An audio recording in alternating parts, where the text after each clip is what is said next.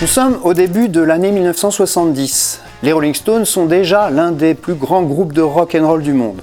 Les Beatles sont au point de rupture, Led Zeppelin, Deep Purple ne sont pas encore la légende qu'ils s'apprêtent à devenir, les Who, les Kings sortent bien leur épingle du jeu, certes, mais tout cela est sans commune mesure avec le succès mondial dont jouissent les Rolling Stones. Pourtant, ce jour-là, les mines sont déconfites dans le studio. Les membres sont conviés pour voir les premiers rushs d'un film documentaire, Gimme Shelter, qui retrace leur précédente tournée aux États-Unis. Et ce visionnage est pour eux une torture, car il les oblige à regarder la réalité en face et devoir assumer les conséquences d'une suite de très mauvaises décisions, à cause desquelles ils ont eu le traumatisme de voir se dérouler, pendant un concert, à quelques mètres devant eux, un meurtre.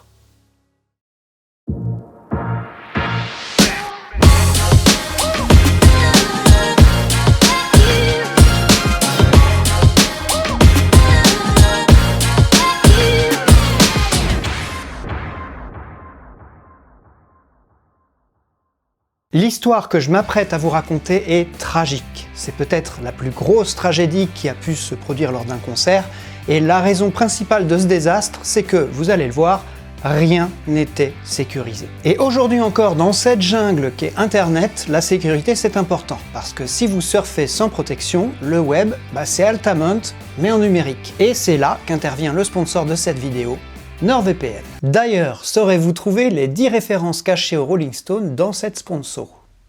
NordVPN, c'est un service qui permet de sécuriser votre connexion Internet et de protéger votre vie privée en ligne. En un clic, votre position est masquée et votre adresse IP est aussi introuvable que Brian Jones un lendemain de cuite. Ça vous permet entre autres de contourner les géorestrictions. Par exemple, moi j'adore le tennis, la semaine dernière j'ai pu me prendre une adresse IP en Angleterre et avoir la satisfaction de regarder tranquillement le tournoi de Wimbledon sur le site de la BBC, sans blocage. Alors il n'y a pas que le tennis, Par exemple, si vous avez envie de vous refaire tout Kaamelott, sachez que vous avez l'intégralité de la série en Suisse. Ou encore du contenu exclusif Netflix ou Disney+, avec des adresses étrangères. Bref, si vous croyez qu'on ne peut pas toujours avoir ce qu'on veut, avec NordVPN, si. NordVPN offre aussi un service de protection anti-menace qui vous protège en permanence. Avec ça, on va pas se mentir, fini les trackers web qui collectent vos données personnelles. En quelque sorte, vous avez à la fois la méfiance et la rapidité d'un cheval sauvage au galop. Avec mon offre disponible via le lien en description ou en commentaire épinglé, le temps est de votre côté. 4 mois d'abonnement supplémentaire sur les abonnements NordVPN de 2 ans et c'est satisfait ou remboursé sur les 30 premiers jours. Merci donc à NordVPN de soutenir la chaîne en sponsorisant cette vidéo. Vous l'aurez compris, la sécurité c'est important et justement on retourne chez les Rolling Stones pour ce concert désastreux à Altamont. Que cette vidéo puisse permettre de rappeler un phénomène indiscutable et pourtant trop souvent négligé, il y a toujours un écart entre ce que l'on sait d'un projet musical et la réalité de ce projet lorsqu'on y participe en interne. Les Rolling Stones dans cette année 1969 ne font pas exception à cette règle. Pour la plupart des gens, le groupe est à son sommet.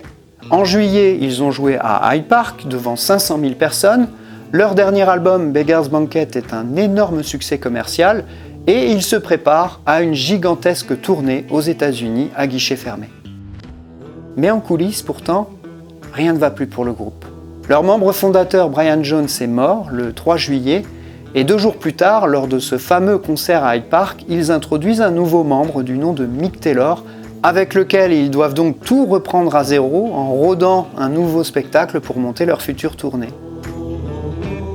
Voilà donc pourquoi, alors que Michael Lang, l'organisateur de Woodstock, les invite officiellement à se produire lors de son festival prévu du 15 au 18 août 1969, le groupe hésite. Rien n'est prêt en interne. C'est la désorganisation générale, ils sont encore en plein deuil et ne se sentent pas prêts pour un tel événement alors que leur tournée américaine devrait démarrer le 7 novembre. Ils ont besoin de temps. Ajoutez à cela que Mick Jagger sera en plein tournage du film Ned Kelly, un western australien réalisé par Tony Richardson, pendant le mois d'août. Et vous avez les raisons pour lesquelles au final, les Rolling Stones déclineront l'invitation à Woodstock. À coup sûr, ils ressentiront un léger pincement lorsqu'ils verront plus tard les images de ce qui sera considéré comme le point d'orgue du mouvement hippie, avec cette foule immense de plusieurs centaines de milliers de spectateurs rassemblés dans la paix, l'amour et la musique. Bon, et aussi dans le sexe et la drogue, on va pas se mentir. Mais c'est ainsi. Comme prévu donc, le groupe commence sa tournée début novembre 1969 à Fort Collins le 7, puis à Inglewood, à Oakland, San Diego, Phoenix, Chicago, New York, Détroit. Tout se passe à merveille. Le nouveau guitariste Mick Taylor est un virtuose issu de l'école John Mayall qui a vu éclore des génies comme Jeff Beck, Jimmy Page, Eric Clapton. Et avec lui, c'est un net retour aux racines blues du groupe. La qualité musicale est au rendez-vous et la tournée est un immense succès.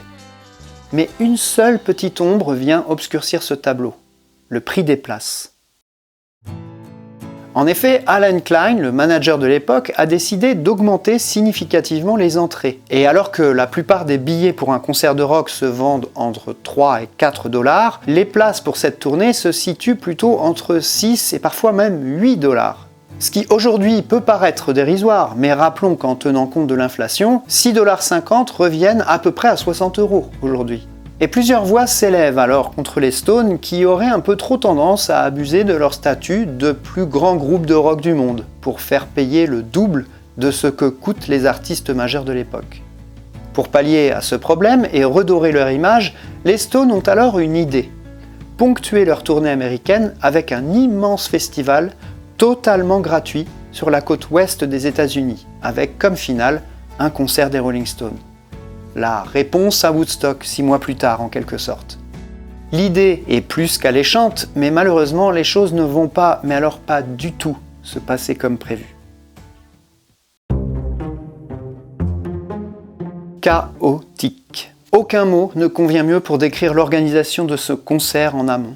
Dans un premier temps, c'est à San Francisco, au Golden Gate Park, que réfléchissent les organisateurs.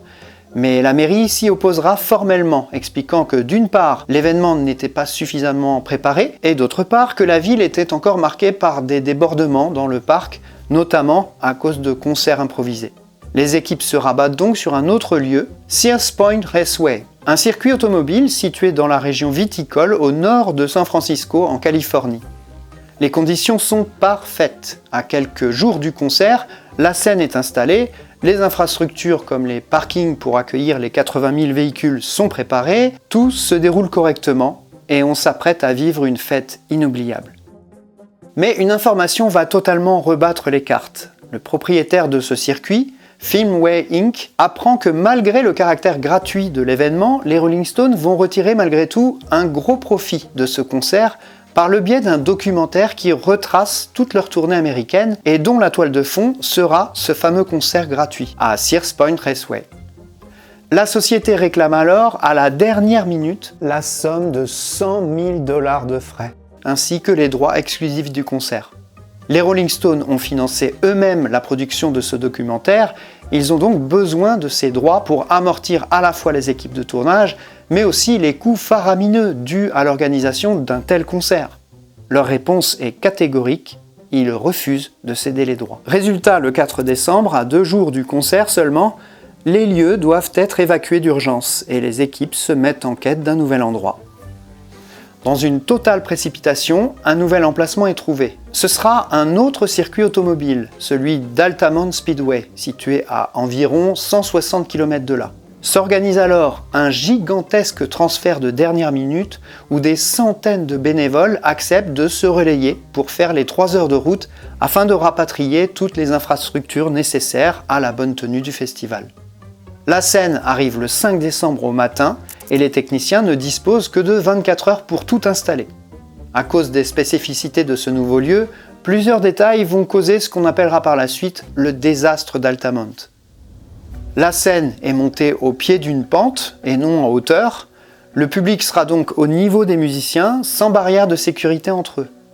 Pas de toilettes, presque aucun poste de secours. Et cerise sur le gâteau, comme la technique n'a ni le temps ni le matériel pour sécuriser quoi que ce soit, on confie alors cette tâche aux Hells Angels, un groupe de motards hors la loi, avec 500 $ de bière en contrepartie. Vous la sentez venir la douille ? Dans la matinée, le changement de lieu est annoncé dans la presse et les milliers de spectateurs qui étaient déjà sur les lieux doivent reprendre la route vers Altamont. Début de frustration pour certains, excitation pour d'autres qui y voient un Woodstock improvisé.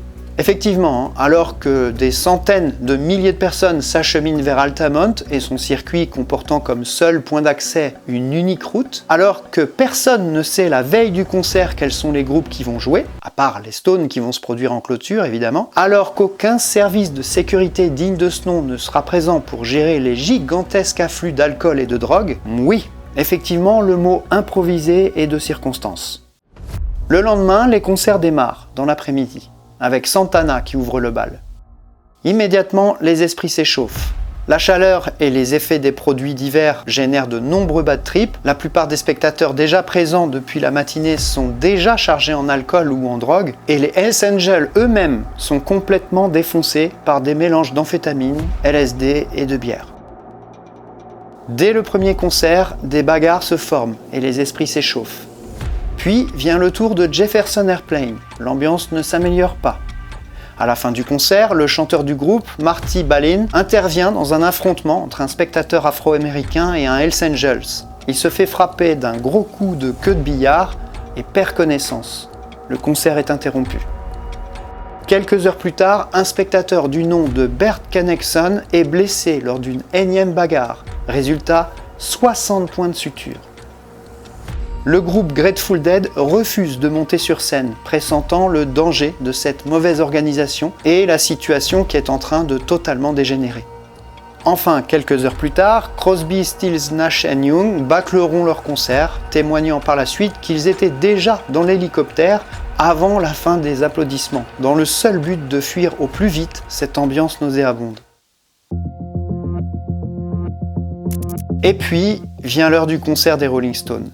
Évidemment, loin d'ignorer les conditions de jeu auxquelles ils vont devoir faire face, ils sont arrivés sur les lieux depuis 14h45 et ont largement eu le temps de constater à quel point cette marée humaine était complètement défoncée par les drogues et à quel point les Hells Angels non seulement n'assuraient en rien la sécurité, mais en plus envenimaient les choses. Mais pas moyen de reculer. Ce festival, c'est le leur. Et s'ils venaient à annuler leur passage, on n'ose même pas imaginer un seul instant vers quoi la frustration et le sentiment d'injustice auraient poussé la foule. Alors, au milieu de la soirée, après avoir repoussé depuis plusieurs heures l'arrivée du groupe à cause des Hells Angels qui occupaient la scène, le groupe entame son concert. Et dès le troisième morceau, la situation se tend. Le groupe doit interrompre cette chanson en plein milieu, une chanson qui s'intitule ironiquement « Sympathy for the Devil ». Mick Jagger en appelle au calme et déploie tout son savoir-faire pour tenter de contenir cette foule déchaînée. Puis, le concert reprend et seulement 15 minutes plus tard, l'inévitable se produit.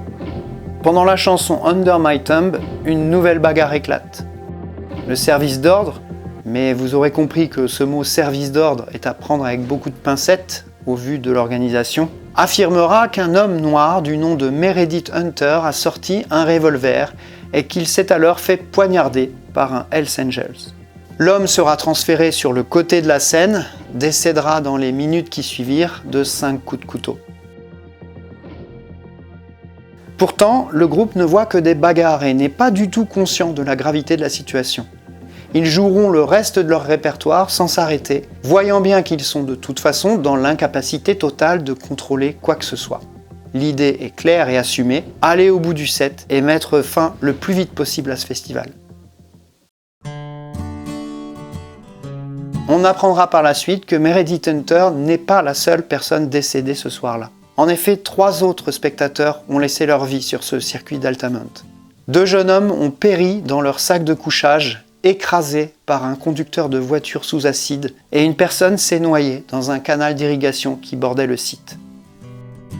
Dans un premier temps, par voie de presse, les organisateurs ont tenté de minimiser le drame qu'a été Altamont. Mais la vérité finira par s'imposer, notamment du fait des aveux des groupes et des centaines de milliers de témoignages de spectateurs. Altamont était censé être le bouquet final d'une décennie d'insouciance, un deuxième Woodstock en version californienne. Mais en ce 6 décembre 1969, la contre-culture rock s'est regardée au travers d'un miroir brisé, et elle y a vu la fin de son rêve. Woodstock avait marqué l'apogée du mouvement hippie, Altamont en aura signé la fin. Mais cette blessure qu'a laissée Altamont à l'industrie musicale est comme toutes les cicatrices. Un événement dont on se souvient et dont on tirera les conclusions pour ne pas se blesser à nouveau. Ainsi, après ce douloureux épisode, les Rolling Stones ont grandi et ont pris des mesures. Par exemple, ils passeront désormais systématiquement par des entreprises spécialisées pour assurer la sécurité de leurs concerts et exigeront des plans d'intervention ou des zones tampons.